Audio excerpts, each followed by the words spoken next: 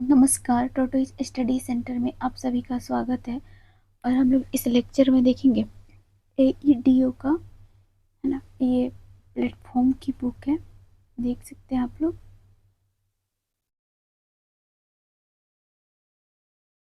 मैं इसको इसलिए दिखा रही हूँ ताकि आप लोग को लगे कि हाँ ऑथेंटिक है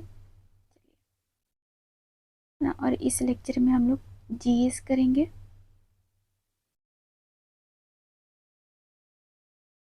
जिस तरह से, चलिए अब हम लोग का सीट स्टार्ट होता है। टोटल इसमें 100 क्वेश्चन होंगे GS का, जो आप देख सकते हैं। क्वेश्चन है, अभिकथन ए सरल आवर्त गति कर रहे किसी कण की कुल ऊर्जा सदैव स्थिर रहती है। कारण आर सरल आवर्त गति में स्थितिज ऊर्जा और गतिज ऊर्जा का योग हमेशा संरक्षित रहता है यदि कोई अवमंदक बल न हो। तो इसका आंसर होगा ए और आर दोनों सत्य है और आर ए की सही व्याख्या है। नेक्स्ट क्वेश्चन है, विद्युत चुंबकीय तरंगों के संबंध में निम्नलिखित में से कौन सा कथन असत्य है ना। तो इसमें हम लोग देखेंगे तो ये असत्य है, ये अनुदैर्ध्य तरंग होती हैं। अब हम लोग एक बार देख लेंगे जो इसमें से सत्य कथन है। विद्युत क्षेत्र और चुंबकीय क्षेत्र एक दूसरे के लंबवत और संचरण की दिशा के भी लंबवत होती है, ये सही है। नेक्स्ट है, इन तरंगों को संचरण के लिए माध्यम की आवश्यकता नहीं होती है, सही है। विद्युत क्षेत्र और चुंबकीय क्षेत्रों के परिणाम का अनुपात प्रकाश की गति के बराबर होती है, सही है। लेकिन इसमें पूछा था असत्य कथन, तो इसका आंसर ये हो जाएगा। विद्युत तरंगें अनुप्रस्थ प्रकृति की होती हैं, याद रखेंगे, है ना। अनुप्रस्थ तरंगों में माध्यम के कणों का दोलन या क्षेत्र का कंपन तरंग संचरण की दिशा के लंबवत होता है, याद रखना है। एक बार हम लोग देख लेंगे, है ना, अनुप्रस्थ तरंगों के उदाहरण। ठीक है, तो ये है आपके सितार में उत्पन्न तरंग, जल के ऊपरी परत पर पत्थर फेंकने पर उत्पन्न तरंग।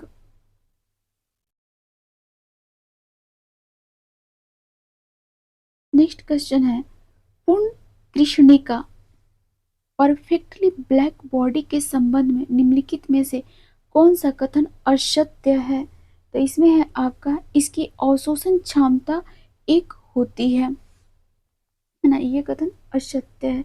हम लोग देखेंगे, एक पूर्ण कृष्णिका एक आदर्श पिंड है जो अपने ऊपर आपतित सभी तरंग दैर्ध्य के विकिरण को पूर्ण रूप से अवशोषित कर लेती है, ध्यान रखेंगे।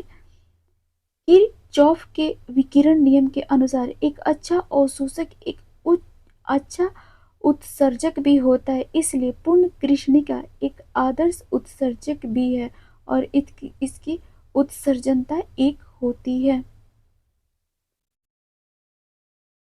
देखेंगे, यह अपने ऊपर आपतित किसी भी विकिरण को परावर्तित या पारगमित नहीं करती है। नेक्स्ट क्वेश्चन है, सूची 1 को सूची 2 से सुमेलित कीजिए। सूची 1 भौतिक घटना, सूची 2 सिद्धांत या अनुप्रयोग, है ना। तो देखेंगे, भौतिकरण सॉरी व्यक्तिकरण, व्यक्तिकरण देखेंगे हम लोग, तो व्यक्तिकरण होगा साबुन के बुलबुले का रंग, साबुन के बुलबुले का रंग। विवर्तन प्रकाश का किनारों पर मुड़ना, विवर्तन होगा प्रकाश के किनारों पर मुड़ना। प्रकीर्णन होगा आकाश का नीला होना, प्रकीर्णन होगा आकाश का नीला न होना। वर्ण विक्षेपण इंद्रधनुष का बनना, इसका आंसर होगा ए। नेक्स्ट क्वेश्चन है, पी प्रकार के अर्धचालक के बारे में निम्नलिखित में से कौन सा कथन सही है ना।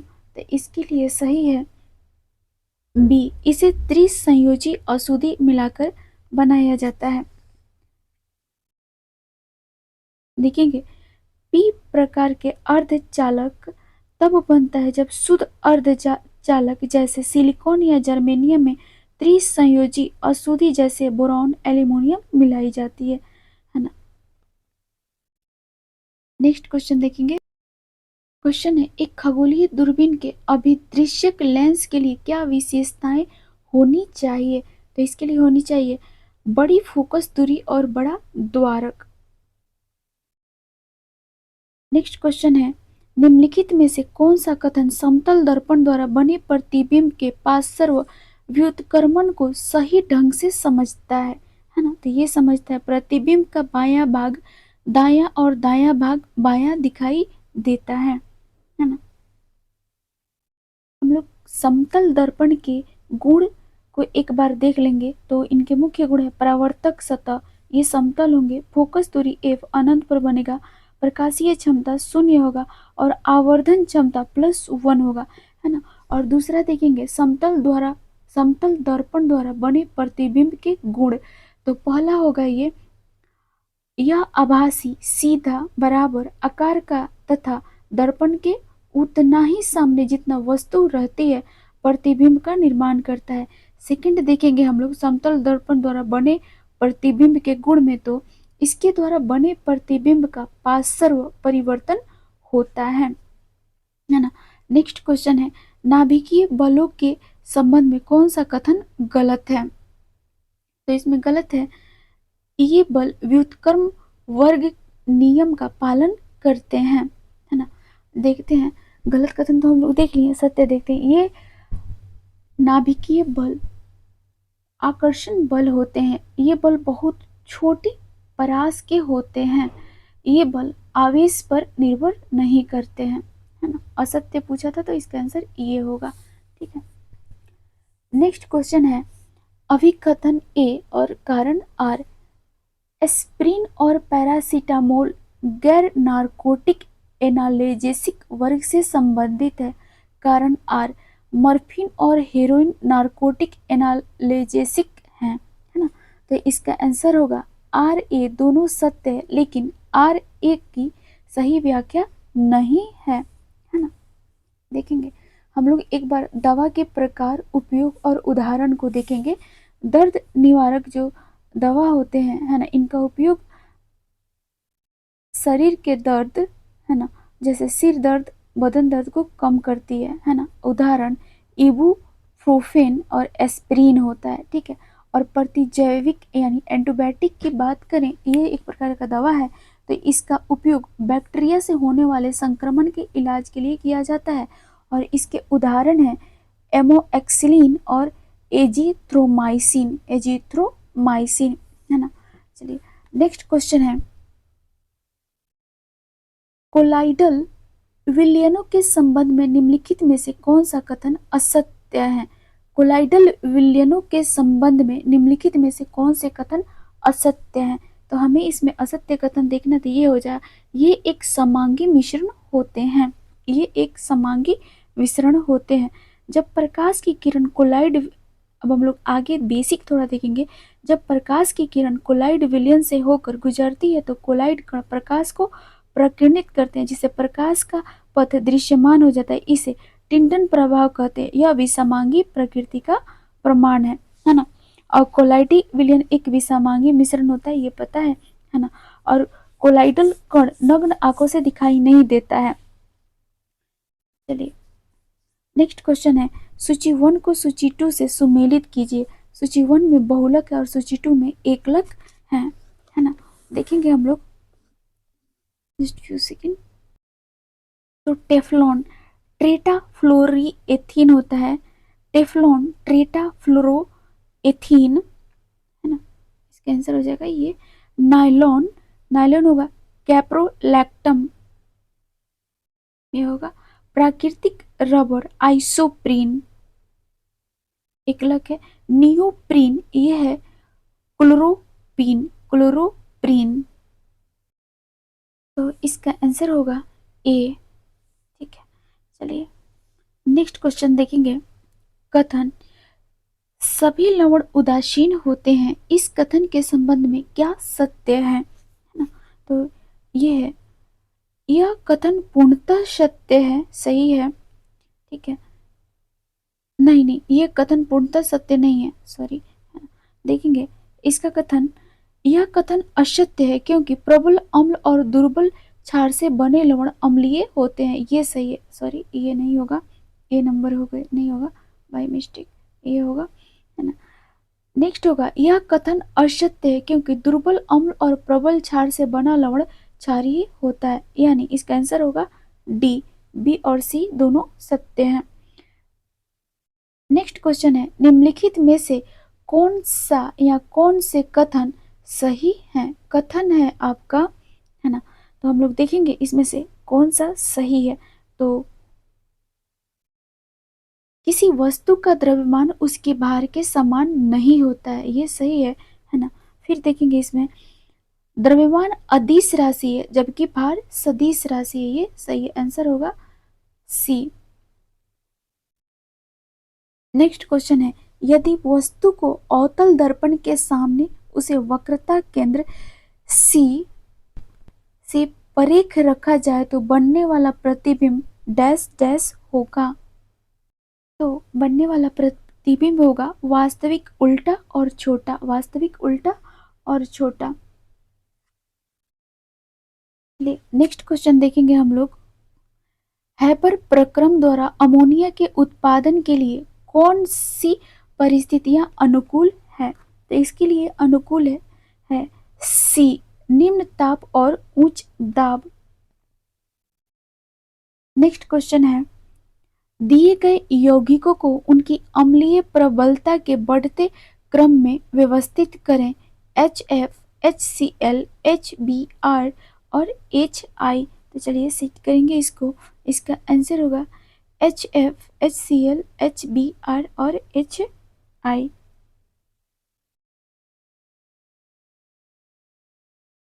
नेक्स्ट क्वेश्चन देखेंगे हम लोग। क्वेश्चन है वह कौन सी अंतःस्रावी ग्रंथि है जो ईवा अवस्था तक सक्रिय रहती है और फिर धीरे धीरे अपहर्षित हो जाती है ना। तो ये है आपकी थाइमस ग्रंथि, थाइमस ग्रंथि। नेक्स्ट क्वेश्चन है समसूत्री विभाजन के संबंध में निम्नलिखित में से कौन सा कथन गलत है ना। तो गलत कथन है सी यह युग्मकों के निर्माण में सहायक है। सही कथन है इसके समसूत्री विभाजन के इसके परिणाम स्वरूप दो संतति कोशिकाएं बनती है, ये सही है। संतति कोशिकाओं में गुणसूत्रों की संख्या जनक कोशिकाओं के समान होती है, सही है ना।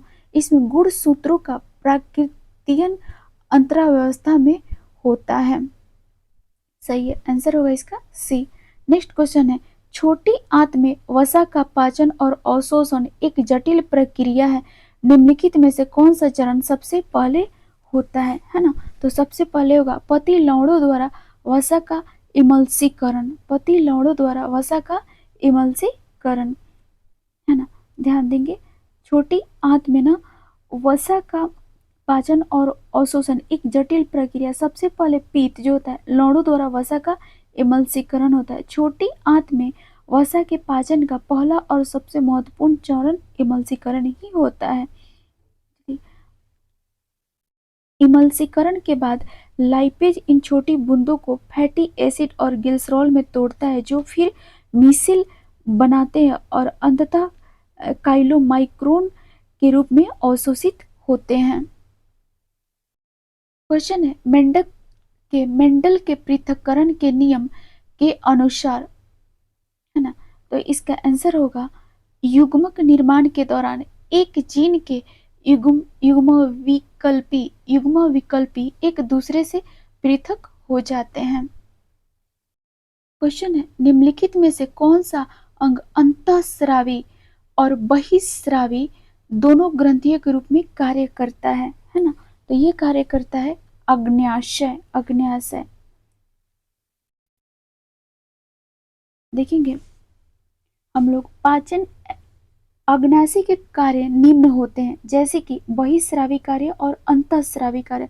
पहला होगा आपका बहिःस्रावी कार्य और दूसरा होगा आपका अंतःस्रावी कार्य। तो बहिःस्रावी कार्य में, है ना, अग्नाशयी रस का स्राव होता है। इसमें पाचन एंजाइम होते हैं एमाइलेज, लाइपेज और ट्रिप्सिन, है ना, और ये ना नलिका के माध्यम से छोटी आंत में पहुंचते हैं। और सेकेंड अंतःस्रावी का कार्य देखेंगे, इसमें लैंगरहैंस के द्वीप से सीधे रक्त में हार्मोन स्रावित करते हैं, ठीक है।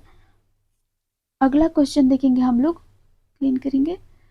जैव प्रौद्योगिकी में प्लाज्मिड का उपयोग किया जाता है, तो किया जाता है इसका संवाहक के रूप में, संवाहक के रूप में। नेक्स्ट क्वेश्चन है, अधिवृक्क प्रांतस्था, अधिवृक्क प्रांतस्था द्वारा स्रावित ग्लूकोकार्टिकाइड्स जैसे कोर्टिसोल का मुख्य कार्य है ना। तो इसका मुख्य कार्य है कार्बोहाइड्रेट, प्रोटीन और वसा उपापचय का नियमन, सूजनरों प्रतिक्रियाएं और तनाव प्रतिक्रिया, है ना, ध्यान देंगे। नेक्स्ट क्वेश्चन है, निम्नलिखित में से कौन सा युग्म सही सुमेलित है, तो सही सुमेलित है ना, संघ इकाइनोडर्मेटा और ये सम्मिति वयस्क में, है ना, ध्यान देंगे इसको। वहीं हम लोग देखेंगे इकाइनोडर्मेटा जैसे स्टार पीस के लार्वा द्विपार्श्व सम्मति होते हैं। इकाइनोडर्मेटा वयस्क अवस्था में वे पंच और ये सम्मिति प्रदर्शित करते हैं, है ना। नेक्स्ट क्वेश्चन है, देखेंगे हम लोग, जैव विविधता हॉट स्पॉट के संबंध में निम्नलिखित में से कौन से कथन गलत हैं। जैव विविधता हॉट स्पॉट, है ना, तो इसका आंसर होगा हॉट स्पॉट केवल उष्णकटिबंधीय क्षेत्रों में पाए जाते हैं, ये गलत है, ठीक है। अधिकांश जैव विविधता हॉट स्पॉट उष्णकटिबंधीय क्षेत्रों में स्थित है, लेकिन वे समशीतोष्ण क्षेत्र में भी पाए जाते हैं, ध्यान देंगे, है ना, जिसमें उच्च प्रजाति समृद्धि। दूसरा आपको देखने को मिलेगा उच्च स्थानिकता, है ना, तो देखेंगे उच्च प्रजाति समृद्धि को हॉट स्पॉट ऐसे क्षेत्र होते हैं जहां असाधारण रूप से उच्च स्तर की प्रजातियां विविधता पाई जाती हैं। और उच्च स्थानिकता की बात करें तो इन क्षेत्रों में बड़ी संख्या में ऐसे प्रजातियां पाई जाती हैं जो दुनिया में और कहीं नहीं मिलती, ये स्थानिक प्रजातियां होती हैं। और ध्यान देंगे भारत में कुल 4 हॉट स्पॉट है ना, 4 प्रमुख जैव विविधता हॉट स्पॉट है।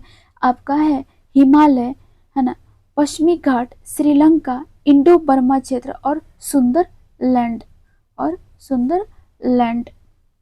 ठीक है। चलिए नेक्स्ट क्वेश्चन है, सूची 1 को सूची 2 से सुमेलित कीजिए। सूची 1 को सूची 2 से सुमेलित कीजिए। सूची 1 प्रदूषक, सूची 2 प्रभाव, है ना। तो देखेंगे हम लोग सल्फर डाइऑक्साइड अम्ल वर्षा के लिए, है ना, और क्लोरोफ्लोरोकार्बन ओजोन क्षरण, है ना, प्रभाव की बातें हो रही है ना। नाइट्रोजन और फास्फेट सुपोषण, वहीं पारा अम्ल वर्षा, है ना, इसका आंसर होगा बी। देखेंगे सल्फर डाइऑक्साइड SO2 वायुमंडल में जल वाष्प के साथ मिलकर सल्फ्यूरिक अम्ल यानी H2SO4 बनाता है। ये क्या बनाता है, H2SO4 बनाता है ना, जो अम्ल वर्षा का मुख्य कारण है।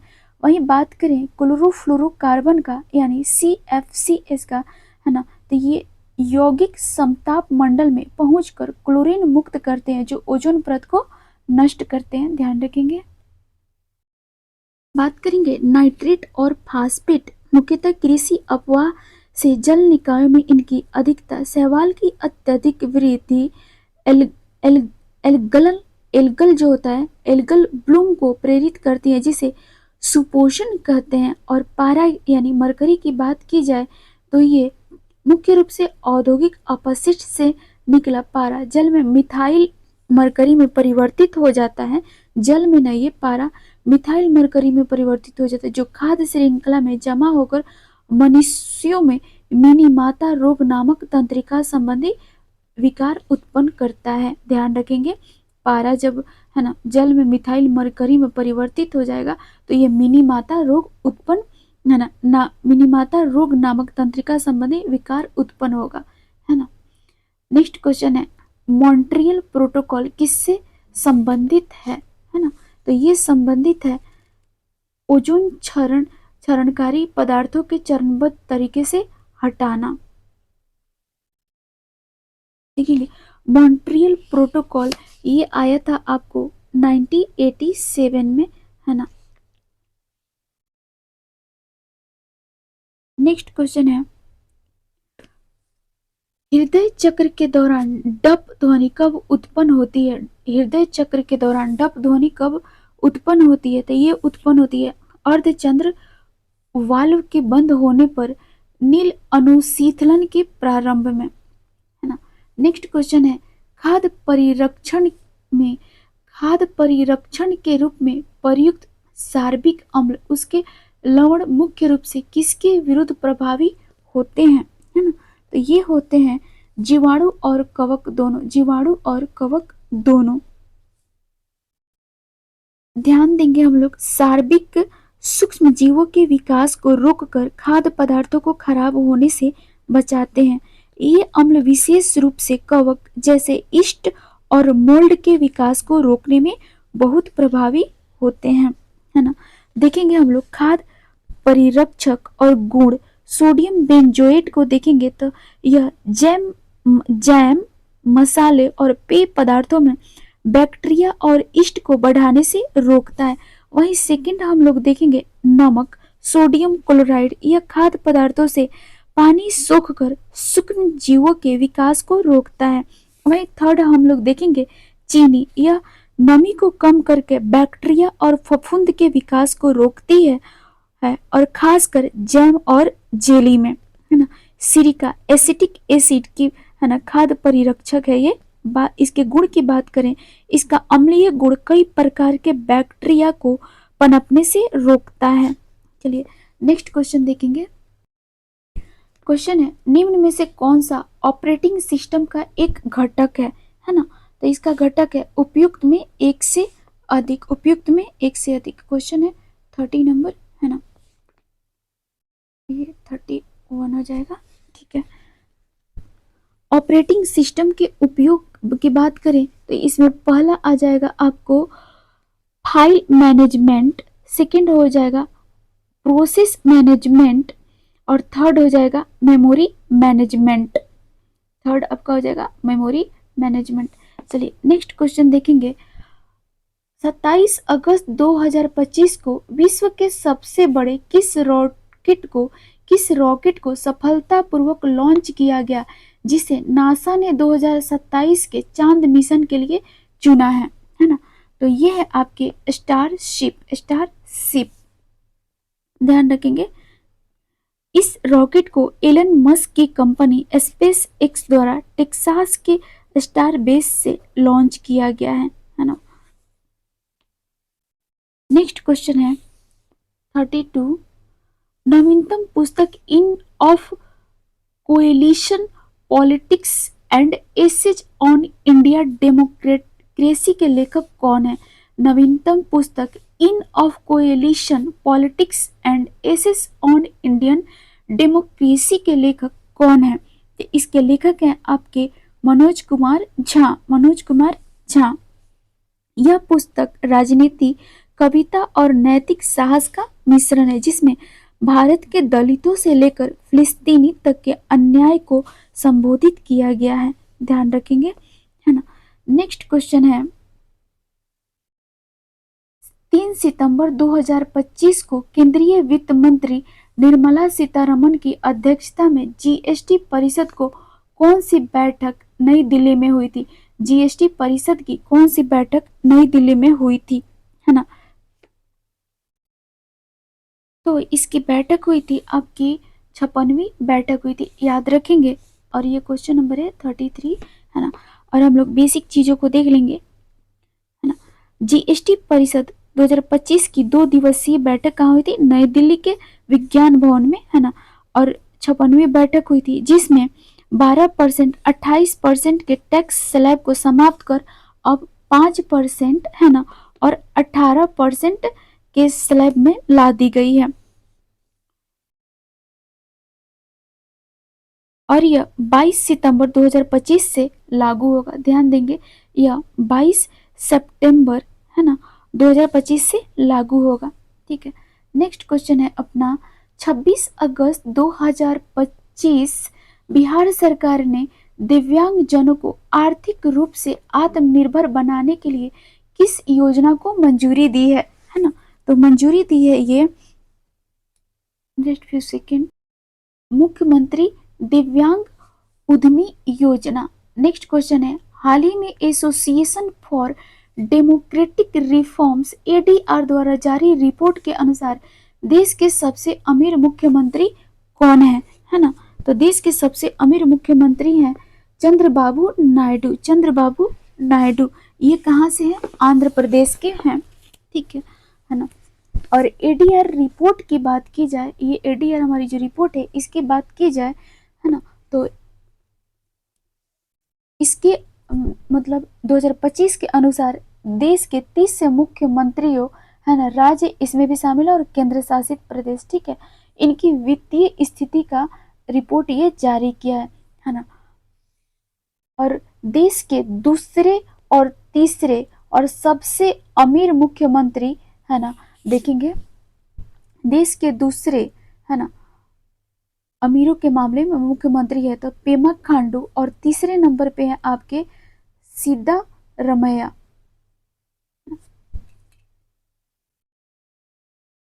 देखेंगे हम लोग एडीआर रिपोर्ट के अनुसार सबसे गरीब मुख्यमंत्री पश्चिमी बंगाल की ममता बनर्जी हैं, ठीक है, जिनकी कुल संपत्ति 15.38 लाख है ना।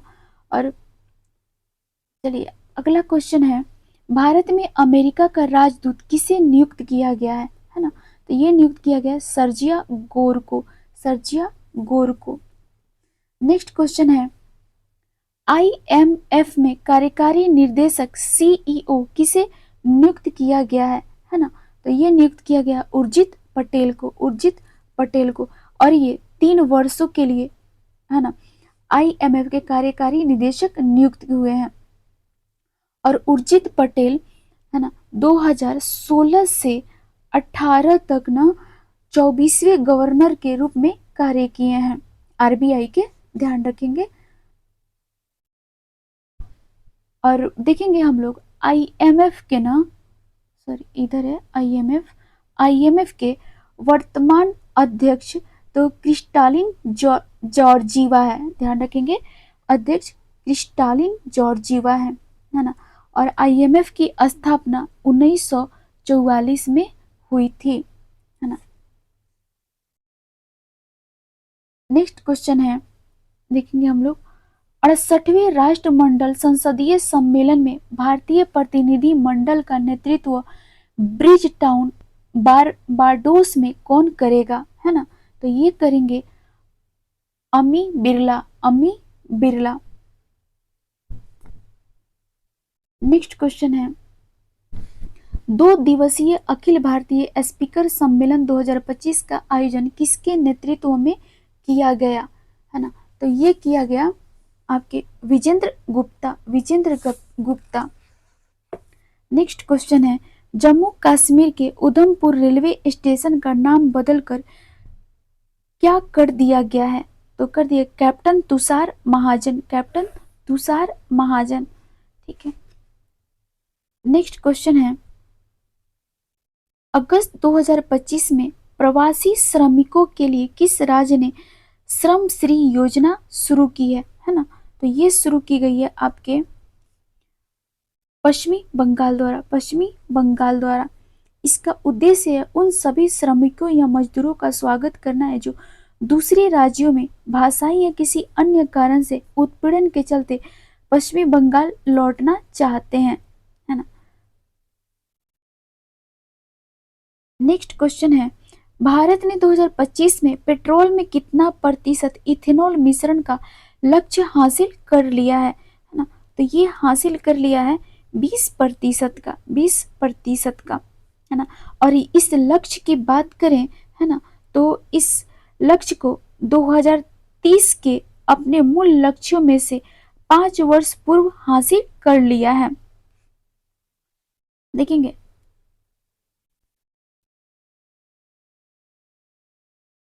एक और पॉइंट हम लोग, पेट्रोल में मिश्रण में प्रयोग होने वाला इथेनॉल मुख्य रूप से गन्ने जैसे फसल से प्राप्त होते हैं। देखेंगे हम सभी क्वेश्चन है मिस यूनिवर्स इंडिया 2025 का किताब मनिका विश्वकर्मा ने जीती है, इनका संबंध किस राज्य से है ना? तो इनका संबंध है आपका राजस्थान से, ये राजस्थान से। अब हम लोग देख लेंगे, है ना, भारत के पूर्व मिस यूनिवर्स विजेता कौन कौन रही हैं। तो आपको पहली देखने को मिलेंगी सुष्मिता सेन 1994 में, ठीक है। सेकंड आपको देखने के मिलेंगी लारा दत्ता, ये इनका 2000 में, ठीक है। और वहीं थर्ड है आपके हरनाज संधू, तो ये है आपके 2021 में। ये सभी हैं भारत के पूर्व मिस यूनिवर्स विजेता, ठीक है। नेक्स्ट क्वेश्चन अब हम लोग, क्वेश्चन है INDIA गठबंधन ने उपराष्ट्रपति चुनाव 2025 के लिए किसे अपना उपराष्ट्रपति का प्रत्याशी घोषित किया है ना? तो घोषित किया है B Sudarshan Reddy, B Sudarshan Reddy. Next question है, देखेंगे हम लोग, थोड़ा सा एक्सप्लेनेशन देख लेंगे। उपराष्ट्रपति जगदीप धनखड़ के इस्तीफे के बाद उपराष्ट्रपति का चुनाव 9 सितंबर 2025 को हुआ, ठीक है। उपराष्ट्रपति का चुनाव की बात करें तो ये संविधान के अनुच्छेद 66A, है ना, के तहत होता है। वहीं एक बार हम लोग सुदर्शन रेड्डी के बारे में बात करें तो ये गुवाहाटी उच्च न्यायालय के मुख्य न्यायाधीश और गोवा के प्रथम लोकायुक्त रह चुके हैं। ध्यान देंगे, ये गोवा के प्रथम लोकायुक्त और, है ना, गुवाहाटी उच्च न्यायालय के मुख्य न्यायाधीश रह चुके हैं सुदर्शन रेड्डी। नेक्स्ट क्वेश्चन है Haroon India most valuable family business report 2025 के अनुसार दूसरे स्थान पर कौन है? तो दूसरे स्थान पर है बिड़ला परिवार, बिड़ला परिवार, है ना। और देखेंगे दूसरे स्थान पे तो आपके बिड़ला है और फर्स्ट स्थान पे देखें तो अंबानी है ना। और इनकी कुल संपत्ति की बात की जाए 28.2 करोड़ लाख करोड़ रुपए हैं, है ना। और वहीं सेकंड स्थान पे आपके बिड़ला हैं तो इनकी संपत्ति 6.5 लाख करोड़ में है। थर्ड पे आपके जिंदल है ना। और फोर्थ पे बजाज है ना। और 5 पे महिंद्रा है ना। नेक्स्ट क्वेश्चन है बंगाल में भूमि राजस्व का स्थानीय बंदोबस्त किसके द्वारा किया गया, है ना। तो ये किया गया था आपके लॉर्ड कर्नवालिस के द्वारा। बंगाल में भूमि राजस्व का अस्थायी बंदोबस्त किसके द्वारा किया गया? Lord Cornwallis. एक बार हम लोग एक्सप्लेनेशन थोड़ा सा देख लेंगे, है ना। अस्थायी बंदोबस्त को 1793 में लागू किया गया, है ना, जिसके तहत जमींदारों को भू राजस्व का लगभग 89% है ना कंपनी को तथा 11% अपने पास रखना होता था। और अस्थायी बंदोबस्त की योजना जॉन सोर ने बनाई थी और इसे अस्थायी बंदोबस्त को बंगाल, बिहार, उड़ीसा, बनारस एवं मालाबार क्षेत्र में कुछ स्थानों में लागू की गई थी, है ना। ध्यान देंगे अस्थायी बंदोबस्त को सूर्यास्त प्रणाली के नाम से भी जाना जाता है ना। और अस्थायी बंदोबस्त को देश के कुल ब्रिटिश भूभाग का, है ना, देश के कुल ब्रिटिश भूभाग का 19% क्षेत्र पे, है ना, लागू किया गया था। नेक्स्ट क्वेश्चन देखेंगे हम लोग, इसको क्लीन करूंगी मैं। पाटलिपुत्र में कौन सी बौद्ध संगति आयोजित की गई थी? पाटलिपुत्र में कौन सी बौद्ध संगति आयोजित की गई थी? तो यहाँ तृतीय आयोजित की गई थी। तृतीय बौद्ध संगति सम्राट अशोक के समय देखेंगे आप तो ये 250 ईसा पूर्व में आयोजित की गई थी, है ना। और तृतीय बौद्ध संगति को थेरवादियों की सभा माना जाता है। ध्यान देंगे, आगे देखेंगे मुगली पुत्र तीस्त ने महासांदिक मतों का खंडन कर कथा वस्तु नामक ग्रंथ का संकलन किया और अभिधम पिटक के जो यह ना अभिधम पिटक के अंतर्गत आता है। और एक चीज और देखेंगे, बुद्ध की शिक्षाओं को 3 भागों में बांटा गया। यह है आपके सुत्त पिटक, विनय पिटक, अभिधम पिटक, है ना। और बौद्ध धर्म का प्रचार प्रसार करने के लिए 4 बौद्ध संगतियों का आयोजन किया गया था। ठीक है, ये है आपके, है ना। चलिए हम ये जो शासक थे ना, उनका हम बताएंगे एक निमोनिक से, अ का अ क। ठीक है, तो अ फॉर हो जाएगा अजात शत्रु, क फॉर हो जाएगा काला शोक, और फिर अ फॉर हो जाएगा अशोक, और फिर क फॉर हो जाएगा कनिक्स। तो ऐसे आप लोग याद करेंगे, फटाफट याद हो जाएगा। तो चलिए एक बार हम लोग देख लेंगे संगतियों को, टाइमिंग देख लेंगे, स्थान देख लेंगे, अध्यक्ष, है ना, और शासक तो हम लोग देख ही लिए। प्रथम बौद्ध संगति देखेंगे तो ये हुआ था 483 ईसा पूर्व, और ये हुआ था राजगृह में, और अध्यक्षता किए थे आपके महाकश्यप। द्वितीय बौद्ध संगति ये हुआ था 383 ईसा पूर्व में, और स्थान वैशाली था, और अध्यक्षता सभा कामी ने किया था। और तृतीय बौद्ध संगति, है ना, 250 ईसा पूर्व में हुआ था, और स्थान पाटलिपुत्र था, अध्यक्षता मोगालिपुतिस, और यही शासक की बात करें तो अशोक थे। और चतुर्थ बौद्ध संगति की बात करें तो प्रथम शताब्दी ईस्वी सन में हुआ था, और स्थान था कुंडलवन कश्मीर, अध्यक्षता किए थे वसुमित्र, और शासक थे कनिष्क। ध्यान रखेंगे, है ना, इंपॉर्टेंट होता है थोड़ा ये। नेक्स्ट क्वेश्चन है, निम्नलिखित कथनों पर विचार करें। भारतीय संविधान में कोई संशोधन लाने का उपक्रम किया जा सकता है ना। तो ये किया जा सकता है आपको लोकसभा द्वारा और राज्यसभा द्वारा। आंसर होगा सी, है ना। भारतीय संविधान में संशोधन संबंधी प्रावधान की बात करें तो आर्टिकल 368 में है, और संविधान की भाग की बात करें तो ये भाग 20 में है। ठीक है ना। चलिए अगला क्वेश्चन है, निम्न में से कौन एक तीसरी पीढ़ी के औद्योगिक सुधारों में सम्मिलित है ना। तो ये सम्मिलित है उपरोक्त में सभी। E Beijing project, make in India, skill विकास औद्योगिक सुधारों में सम्मिलित है ना, ध्यान देंगे, है ना। और ई ब्रिज पोर्टल परियोजना भारत सरकार के राष्ट्रीय ई अभिशासन योजना के तहत 27 मिशन मोड प्रोजेक्ट के एक भाग के रूप में 2013 में शुरू किया गया था। ध्यान रखेंगे, है ना। और मेक इन इंडिया 2014 में शुरू किया गया था, है ना। मेक इन इंडिया को 2014 में शुरू किया गया था, ध्यान रखेंगे। नेक्स्ट क्वेश्चन है, भारत में 2001 से 2011 में दशकीय महिला जनसंख्या वृद्धि दर थी, है ना। तो ये थी आपके 18.12%। नेक्स्ट है ना, सुभाष चंद्र बोस कितनी बार भारतीय राष्ट्रीय कांग्रेस के अध्यक्ष चुने गए। तो ये चुने गए थे आपके 2 बार चुने गए थे, है ना। देखेंगे पहली बार ये चुने गए थे 1938 में कांग्रेस के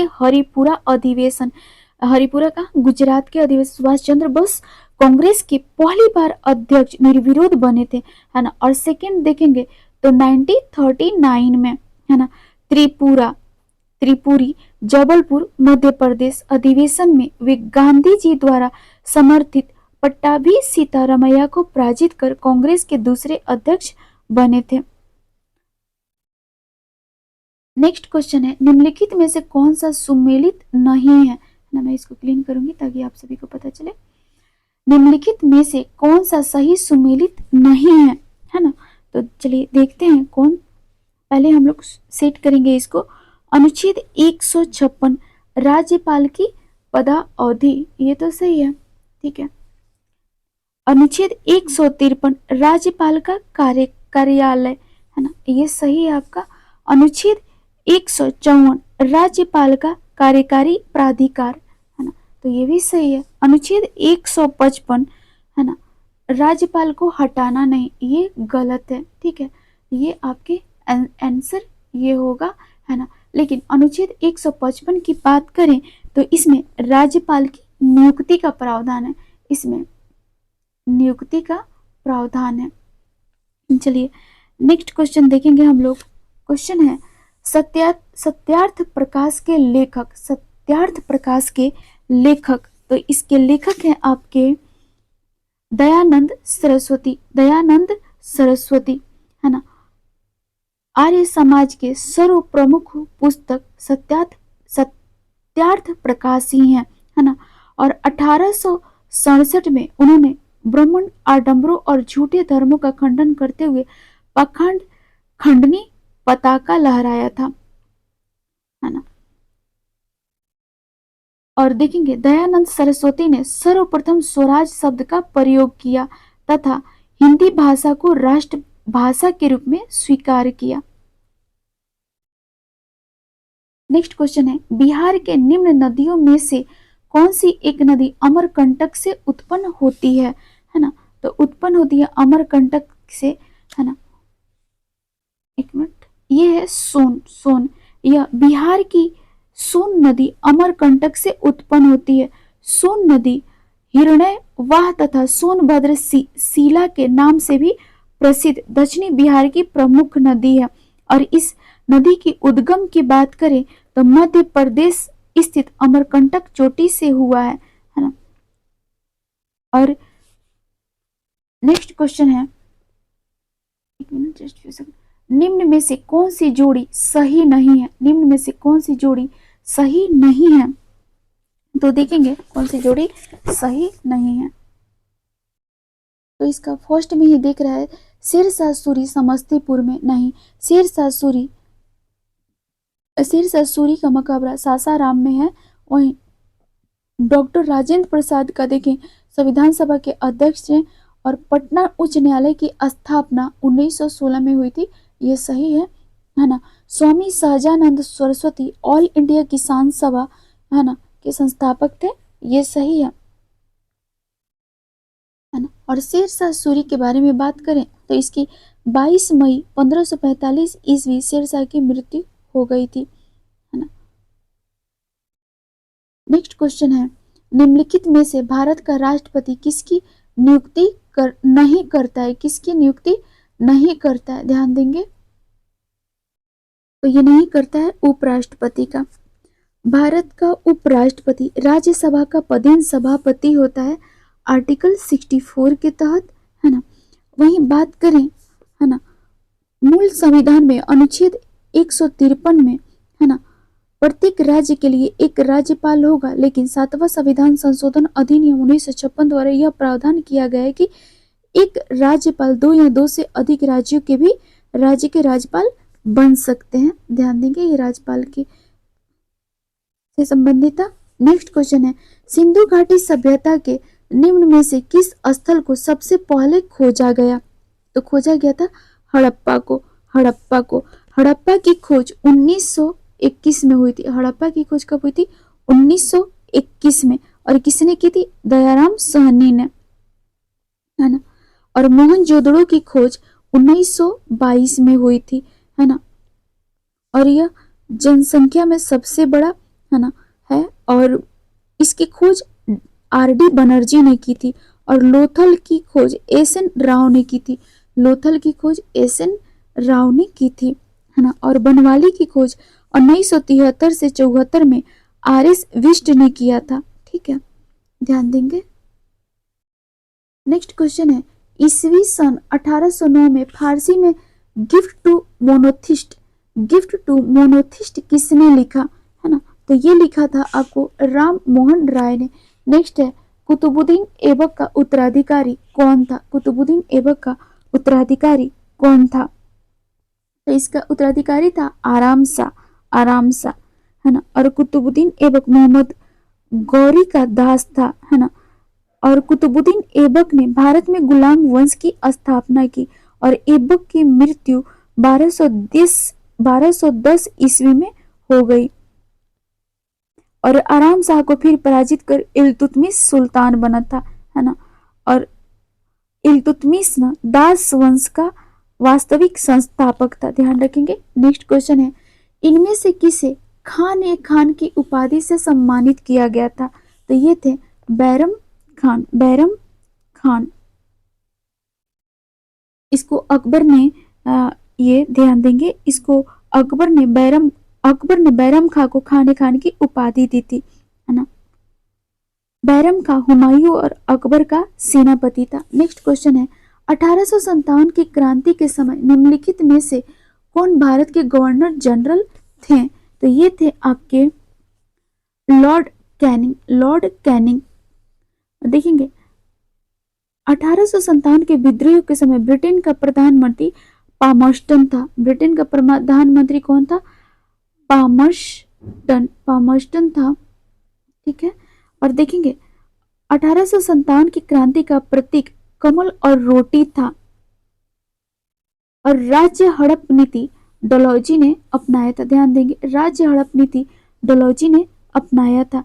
और लॉर्ड मेयो की बात करें तो भारतीय स्थानीय स्वशासन का इसे जनक माना जाता है। भारतीय स्थानीय स्वशासन का इसे क्या कहा जाता है? जनक माना जाता है। ध्यान देंगे। नेक्स्ट क्वेश्चन है निम्नलिखित में से कौन सा सही सुमेलित है? निम्नलिखित में से कौन सा सही सुमेलित है? तो सुमेलित है औरंगजेब मनुची। औरंगजेब के शासन काल में मनुची भारत आया था, इसलिए ये सही है ना। और मनुची ने 1665 में शिवाजी के विरुद्ध मुगल तोपची के रूप में काम किया था।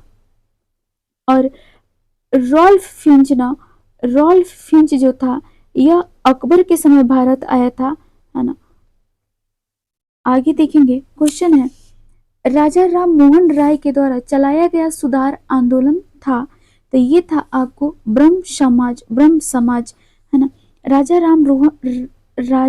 राम मोहन राय ने 20 अगस्त 1828 ईस्वी को ब्रह्म समाज की स्थापना की थी, है ना। नेक्स्ट देखेंगे क्वेश्चन है कोटोपैक्सी पर्वतीय चोटी किस देश में है? कोटोपैक्सी पर्वतीय चोटी किस देश में है? तो ये है आपके इक्वाडोर। यह एक सक्रिय ज्वालामुखी है और विश्व का सबसे ऊंचा ज्वालामुखी ओजोस डेल सलाडो है। ध्यान रखेंगे ओजोस डेल सलाडो सक्रिय ज्वालामुखी अर्जेंटीना और चिली देश के सीमा पर स्थित है। और बात करें विश्व के सबसे ऊंचाई पर स्थित शांत ज्वालामुखी तो एकांक गुआ ज्वालामुखी है। और एकांक गुआ ज्वालामुखी एंडीज पर्वतमाला पर स्थित है ना। और कोह सुल्तान और देवबंद ज्वालामुखी ईरान में स्थित है। और भारत में ना एकमात्र सक्रिय ज्वालामुखी बैरन ज्वालामुखी है, जिसे याद रखेंगे। नेक्स्ट क्वेश्चन है पुछताछ घास प्रदेश कहाँ पाया जाता है? पुछताछ घास प्रदेश कहाँ पाया जाता है? तो हंगरी में पाया जाता है ना। हंगरी में पाया जाता है। पुछताछ हंगरी में स्थित शीतोष्ण कटिबंधीय घास का मैदान है ना। और वहीं बात करें डाउन्स घास के मैदान की तो ऑस्ट्रेलिया में स्थित है। और पंपास घास के मैदान अर्जेंटीना में स्थित है। और लानोस उष्ण कटिबंधीय घास के मैदान वेनेजुएला एवं कोलंबिया के क्षेत्र में स्थित है ना। नेक्स्ट क्वेश्चन देखेंगे। क्वेश्चन है निम्नलिखित को सुमेलित कीजिए। सूची 1 सूची 2 और सूची 2, है ना। तो देखेंगे हम लोग उगते सूरज की भूमि जापान, मध्य रात्रि सूर्य की भूमि नॉर्वे, हजार झीलों की भूमि फिनलैंड, वज्र की भूमि भूटान, ठीक है। इसका आंसर होगा डी होगा। स्क्रॉल करेंगे, इसका आंसर डी होगा। नेक्स्ट है अक्रा राजधानी है तो ये राजधानी है आपके घाना की, है ना।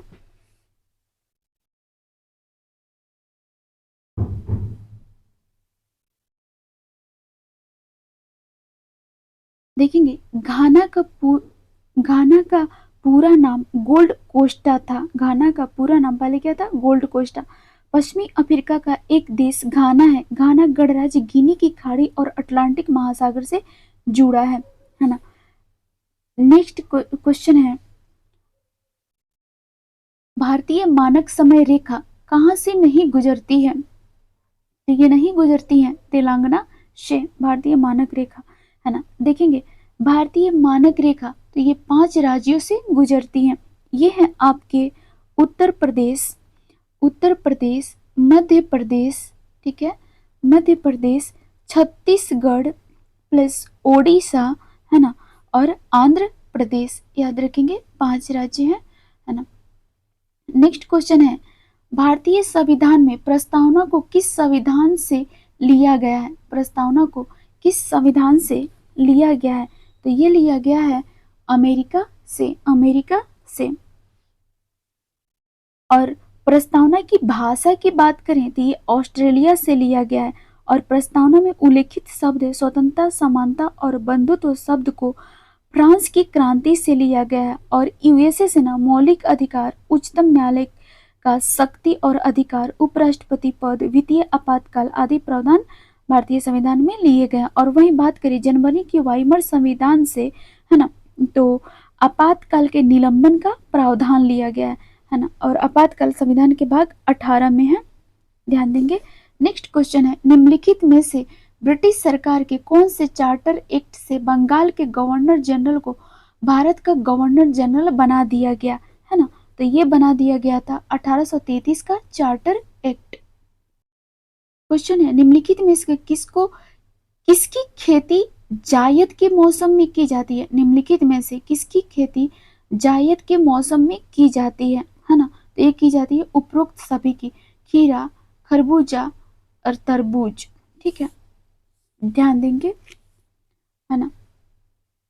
नेक्स्ट है, महासागरीय पर्पर पट्टी के मुख्य खनिज घटक क्या है ना? तो इसके घटक हैं सिलिका और मैग्नीशियम, सिलिका और मैग्नीशियम। नेक्स्ट क्वेश्चन है, एंगस मेडिसिन की पुस्तक the world economy historical statistics के अनुसार प्राचीन काल में भारत का विश्व जीडीपी में कितना प्रतिशत अंशदान था? ध्यान देंगे, तो अंशदान था इसका 32%, 32%। नेक्स्ट क्वेश्चन है, कौटिल्य किस स्थान में राजनीति विज्ञान और अर्थशास्त्र के प्राध्यापक थे, है ना? तो ये थे आपके तक्षशिला, तक्षशिला, है ना। चाणक्य यहाँ विद्यार्थी के रूप में अध्ययन भी किए थे।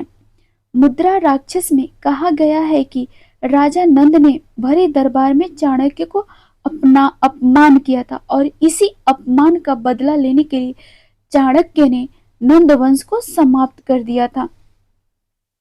चंद्रगुप्त मौर्य एवं चाणक्य ने मिलकर नंद वंश का उन्मूलन कर मौर्य वंश की नींव डाली थी, ध्यान रखेंगे, है ना।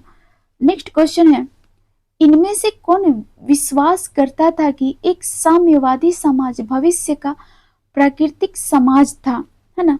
तो Karl Marx, Karl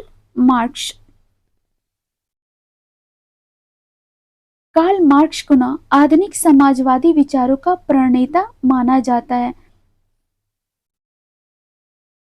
next question है, निम्नलिखित में से कौन सा देश नाटो का सदस्य है? तो ये है आपके उपयुक्त में एक से अधिक, है ना। हम लोग देखेंगे नाटो का full form the North Atlantic Treaty Organization, the North Atlantic Treaty Organization. और नाटो की स्थापना हुई थी 4 अप्रैल 1949 को, 4 अप्रैल 1949 को। नेक्स्ट क्वेश्चन है, एक काम करेंगे हम लोग थोड़ा नाटो को देख लेंगे, ठीक है। नाटो ना वर्तमान में यानी सितंबर 2025 की बातें हो रही है, इसमें 32 सदस्य देश हैं, ठीक है। नाटो का 31वां सदस्य देश फिनलैंड और स्वीडन 32वां सदस्य देश बना। और नाटो की गठन 1949 के समय सदस्य देशों की संख्या 12 थी। इसका मुख्यालय ब्रुसेल्स में अवस्थित है ना। और नाटो के अंग की बात करें तो उत्तरी अटलांटिक परिषद, है ना, और दूसरा है प्रतिरक्षी समिति, तीसरा है उप परिषद, चौथा है सैनिक समिति, है ना। उत्तरी अटलांटिक परिषद एनएसी नाटो का सर्वोच्च अंग होता है। इसका निर्माण सदस्य देशों के मंत्रियों से होता है ना। और प्रतिरक्षी समिति परिषद द्वारा स्वीकृत सैनिक निर्माणों पर विचार करती है। ठीक है, ध्यान देंगे वर्ष 2025 का नाटो शिखर सम्मेलन नीदरलैंड द हेग में आयोजित किया गया था और 2024 का नाटो शिखर सम्मेलन का आयोजन वाशिंगटन डीसी संयुक्त राज्य अमेरिका में हुआ था। देखेंगे हम लोग मौलिक अधिकारों को लागू करने के लिए न्यायालय निम्नलिखित में से किसे जारी कर सकता है ना। तो जारी कर सकते हैं रीट कितने होते हैं? 5 प्रकार के होते हैं। बंदी प्रत्यक्षीकरण, परमादेश, प्रतिषेध, उत्प्रेषण और अधिकार परीक्षा सुप्रीम कोर्ट जारी करती है आर्टिकल 32 के तहत, वहीं उच्च न्यायालय जारी करते हैं आर्टिकल 226 के तहत, है ना। चलिए नेक्स्ट क्वेश्चन देखेंगे। जवाहरलाल नेहरू की अस्थायी सरकार में श्रम मंत्री कौन थे, है ना। तो ये थे आपके जगजीवन राम। नेक्स्ट क्वेश्चन है निम्नलिखित में से कौन सा बुनियादी मूल्य सभी नेताओं द्वारा भारत के संविधान पर विचार विमर्श हेतु संविधान निर्मात्री सभा के मिलने से बहुत पहले ही स्वीकार कर लिया गया था? तो ये कर लिया गया था उपयुक्त में एक से अधिक। नेक्स्ट क्वेश्चन है किसने कहा अपनी राष्ट्रीय पहचान की उपेक्षा भारत की समस्याओं का मूलभूत कारण है ना। तो ये दीनदयाल उपाध्याय। नेक्स्ट क्वेश्चन है वर्ष 1946 में बनी अंतरिम सरकार में डॉक्टर राजेंद्र प्रसाद के पास कौन सा विभाग था? तो इनके पास था खाद्य एवं कृषि विभाग।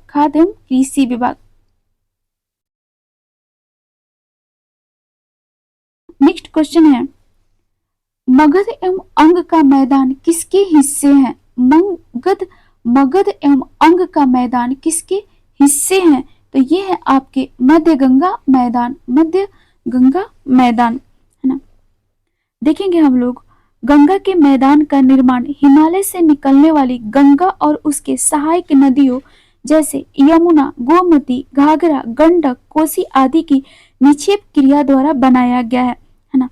और गंगा के मैदान का ढाल दक्षिण पूर्व की ओर है। एक और पॉइंट ध्यान देंगे गंगा के विशाल मैदान को 3 भागों में बांटा गया है। ये आपके फर्स्ट है ऊपरी गंगा का मैदान, वहीं सेकेंड है आपके मध्य गंगा का मैदान और थर्ड है आपके निम्न गंगा का मैदान। ऊपरी गंगा का मैदान के अंतर्गत उत्तराखंड और उत्तर प्रदेश के मैदान आते हैं, वहीं मध्य गंगा का मैदान का विस्तार पूर्वी उत्तर प्रदेश और बिहार राज्य है और निम्न गंगा का मैदान का विस्तार पश्चिमी बंगाल और बांग्लादेश में है। ठीक है, उत्तर भारत का विशाल मैदान का निर्माण सिंधु, गंगा और ब्रह्मपुत्र तथा उसकी सहायक नदियों द्वारा निर्मित है। ध्यान देंगे थोड़ा सा ये इम्पोर्टेंट था, इसलिए मैं थोड़ा सा सोची कि ठीक है थोड़ा सा टाइम और ले लें, लेकिन एक्सप्लेन कर दें। नेक्स्ट क्वेश्चन है नेशनल कॉलेज और बिहार विद्यापीठ का शिलान्यास किसने किया था, है ना। तो ये किया था महात्मा गांधी ने, है ना। और टाइम था 6 फरवरी 1921, है ना। ध्यान देंगे। चलिए नेक्स्ट क्वेश्चन है भारतीय राष्ट्रीय कांग्रेस की किस अधिवेशन में पूर्ण स्वराज का सिद्धांत गृहीत हुआ, है ना। पूर्ण स्वराज का सिद्धांत गृहीत हुआ तो ये हुआ था लाहौर अधिवेशन 1929 में। क्वेश्चन है जलप्रपात और नदी के निम्नलिखित जोड़ों में से कौन सा जोड़ा सही सुमेलित नहीं है? तो है ना डी होगा उपयुक्त में एक से अधिक, है ना। देखेंगे कपिल धारा जलप्रपात नर्मदा नदी पर अवस्थित है ना। वहीं धुआंधार जलप्रपात भी नर्मदा नदी पर ही अवस्थित है और चुलिया जलप्रपात चंबल नदी पर अवस्थित है। ठीक है, और शिव समुद्रम जलप्रपात कावेरी नदी पर अवस्थित है।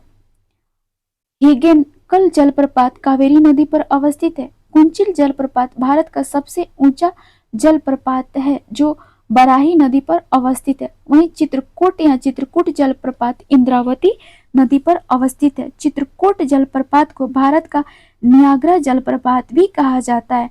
आगे देखेंगे, विश्व का सबसे ऊंचा जलप्रपात एंजिल जलप्रपात वेनेजुएला में स्थित है।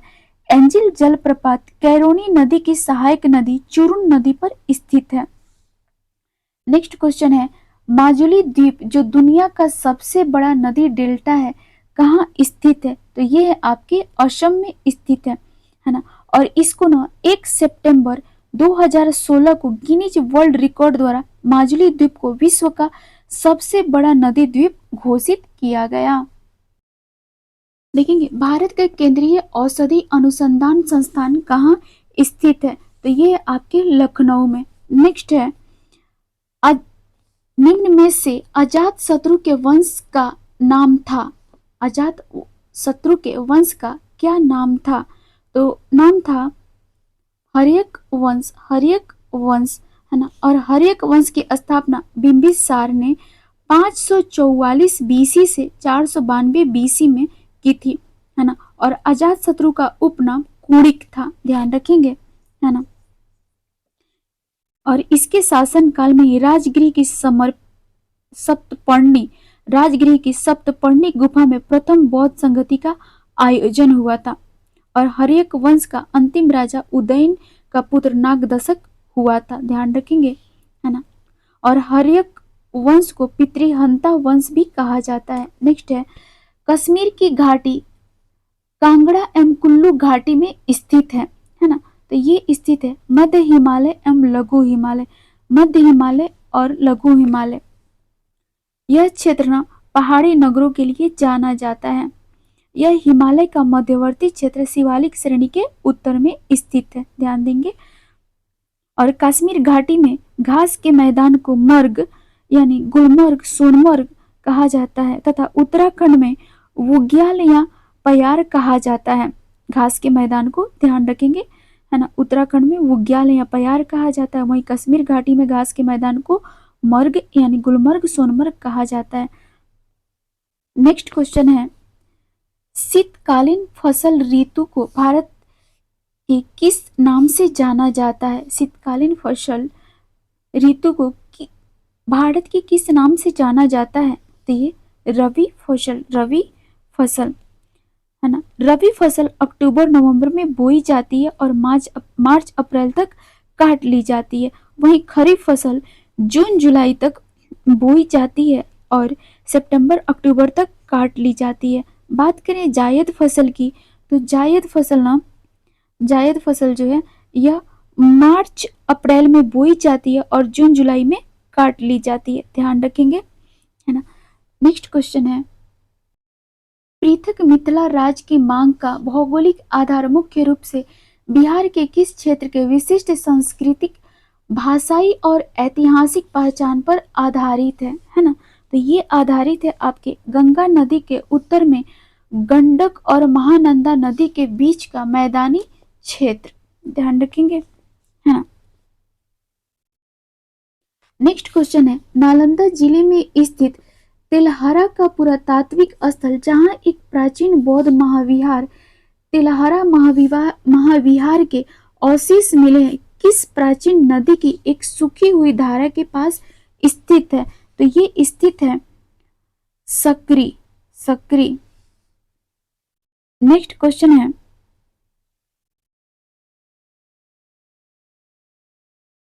बिहार की नवीनतम औद्योगिक और लॉजिस्टिक नीति के तहत राज्य में मल्टी मॉडल लॉजिस्टिक पार्क की स्थापना के लिए कौन से स्थान रणनीतिक रूप से सबसे उपयुक्त हैं? तो ये है आपके उपयुक्त में एक से अधिक। नेक्स्ट क्वेश्चन है, बरैला झील सलीम अली जुब्बा सहनी पंछी अभ्यारण्य, बरैला झील सलीम अली जुब्बा सहनी पंछी अभ्यारण्य जिसे स्थानीय रूप से बरैला ताल भी कहा जाता है, बिहार के किस जिले में स्थित एक प्रमुख गोखुर झील है ना? तो ये है वैशाली जिले में स्थित है ये, है ना। और 1977 में पंछी अभयारण्य घोषित किया गया, है ना। नेक्स्ट क्वेश्चन देखेंगे, है ना। यहाँ साइबेरियन क्रेन, जांगिल, ओपन बिल स्टोर्क आदि पंछी प्रवास करते हैं। ध्यान देंगे, यही ज्यादा इंपॉर्टेंट था, 1-2 पॉइंट, इसलिए मैं इतना ही बताई हूँ। नेक्स्ट क्वेश्चन है, बिहार में नवीकरणीय ऊर्जा को बढ़ावा देने के क्रम में राज्य के पहले तैरते हुए सौर ऊर्जा संयंत्र किन जिलों में सफलतापूर्वक स्थापित और कार्यान्वित किए गए, है ना? तो ये किए गए दरभंगा और सुपौल, दरभंगा और सुपौल। नेक्स्ट है, बिहार के मैदानी इलाकों में जनसंख्या का घनत्व बहुत अधिक होने का प्राथमिक भौगोलिक कारण क्या है ना? तो इसका कारण है गहन कृषि का समर्थन करने वाली उपजाऊ जलोढ़ मिट्टी, है ना। नेक्स्ट क्वेश्चन है, देखेंगे, बिहार एक ना मैदानी राज्य है जहां लगभग ना 90% क्षेत्र में जलोढ़ या अपौढ़ या कक्षारी मिट्टी पाई जाती है। और ना जलोढ़ मिट्टी की ना 2 किस्में हैं, ये है खादर और बांगर। खादर नवीन जलोढ़ मिट्टी से बनी होती है और यह अधिकांश गंगा के उपजाऊ मैदान का निर्माण करती है। वहीं बांगर की बात करें तो पुरानी जलोढ़ से बनी है और खादर की तुलना में कम उपजाऊ होती है ना। और नवीन जलोढ़ मुख्य रूप से देखें तो मुजफ्फरपुर, दरभंगा और चंपारण जिलों में पाई जाती हैं। नेक्स्ट क्वेश्चन है, सविनय अवज्ञा आंदोलन के दौरान छपरा जेल के कैदियों ने किस विशिष्ट मांग को लेकर प्रसिद्ध नंगी हड़ताल की जिसमें उन्होंने विदेशी वस्त्र पहनने से इनकार किया? नंगी हड़ताल की, है ना। तो ये था आपके स्वदेशी निर्माता धोती या लंगोट की आपूर्ति, है ना। ध्यान देंगे, नंगी हड़ताल 1900, नंगी हड़ताल जो है ना 1930 में सविनय अवज्ञा आंदोलन के दौरान छपरा जेल में हुई थी, है ना। नेक्स्ट क्वेश्चन है, 1939 में सारण जिले के अंबारी में किसान सत्याग्रह का नेतृत्व करते हुए किस प्रख्यात विद्वान और स्वतंत्रता सेनानी को एक जमींदार के एजेंटों द्वारा बेरहमी से पीटा गया था जिसे राष्ट्रीय स्तर पर आक्रोश फैल गया, है ना। तो इसका आंसर होगा राहुल संस्कृत्यायन। नेक्स्ट क्वेश्चन है, बंगाल विभाजन के विरोध में 16 अक्टूबर 1905 को दरभंगा में किसके नेतृत्व में रक्षाबंधन समारोह मनाया गया जो बिहार में स्वदेशी आंदोलन के प्रसार का प्रतीक था? तो ये सतीश चंद्र चक्रवर्ती के नेतृत्व में मनाया गया था। नेक्स्ट क्वेश्चन है, बिहार प्रांतीय किसान सभा ने किस वार्षिक अधिवेशन में औपचारिक रूप से जमींदारी प्रथा हटाओ का प्रस्ताव अपनाया जो उसके एजेंडे में एक क्रांतिकारी बदलाव का प्रतीक था, है ना। तो इसका आंसर होगा 1935 हाजीपुर, यानी 1935 में हाजीपुर में, है ना। चलिए, थैंक यू। और ये हम लोग का जीएस का सेट 1 कंप्लीट हुआ और नेक्स्ट सेट में हम लोग मिलते हैं। और अभी ये कंप्लीट प्लेटफॉर्म का एडीओ का सेट जीएस का ही चलेगा। पहले कंप्लीट करने के बाद उसके बाद मैथ्स, रीजनिंग, फिर उसके बाद इंग्लिश और हिंदी कंप्लीट किया जाएगा। और आप सभी को बता दूं मैं कि जैसे 2-3 बुक हैं, है ना, जैसे खान सर का भी एडीओ का बुक है और प्लेटफॉर्म का, तो हिंदी वाला और इंग्लिश वाला एक प्लेलिस्ट बना दिया जाएगा। और जीएस का ना जो भी 2-3 बुक करवाए जा रहे हैं इनका एक प्लेलिस्ट बना दिया जाएगा। तो आप सभी यदि ना मिले एक प्लेलिस्ट में तो परेशान ना हो, उसे हिंदी और इंग्लिश का एक जो सिंगल प्लेलिस्ट होगा आप वहाँ पे हिंदी इंग्लिश पढ़ सकते हैं। और जीएस का जो प्लेलिस्ट होगा एडीओ का, आप वहाँ पे जो भी 2-3 बुक करवाए जाएंगे आप वहाँ पे कर सकते हैं। चलिए, थैंक यू, है ना। और इस चैनल पे आप सभी में से जो भी नए हों प्लीज़ चैनल को लाइक एंड सब्सक्राइब कर दें और बेल आइकन को टैप कर दें। धन्यवाद। मिलते हैं हम लोग नेक्स्ट सेट में, सेकंड सेट में।